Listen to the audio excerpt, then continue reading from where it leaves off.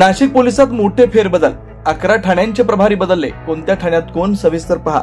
आयुक्तांचा निर्णायक आदेश. नाशिक शहरातील पोलीस ठाण्याचे प्रभारी बदलले.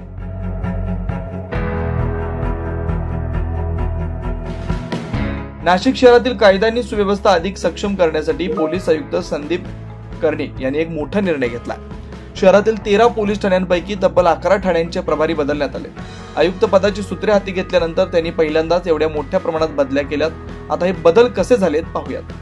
पंचवटी पोलीस ठाण्याचे मधुकर शिवाजी कड यांची बदली झाली आहे. ते आता अंबड पोलीस ठाणे सांभाळणार आहेत. भद्रकालीचे गजेंद्र रघुनाथ पाटील यांची बदली पंचवटी पोलीस ठाण्यात करण्यात आली आहे.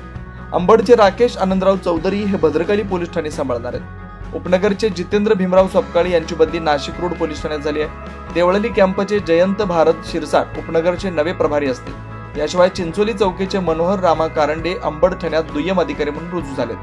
सातपूरचे विश्वास रोहिदास पाटील हे चिंचोली पोलीस चौकीचे नवे प्रभारी असतील. नियंत्रण कक्षातील संजय मारुती पिसे आता आडगाव पोलीस ठाणे सांभाळतील.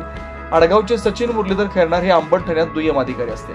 भद्रकालीचे श्रीनिवास भगवान देशमुख देवळाली कॅम्प पोलीस ठाणे प्रभारी म्हणून कार्यभार स्वीकारतील. नाशिक रोडचे अशोक उत्तमराव गिरी यांची बदली सरकारवाडा पोलीस ठाण्यात दुय्यम अधिकारी म्हणून झाली.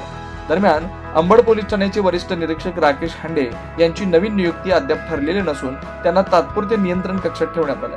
या बदल्यांमुळे नाशिक शहरातील कायदा सुव्यवस्था आणखी सक्षम होईल अशी अपेक्षा आहे. 9 न्यूज महाराष्ट्र ब्युरो, नाशिक.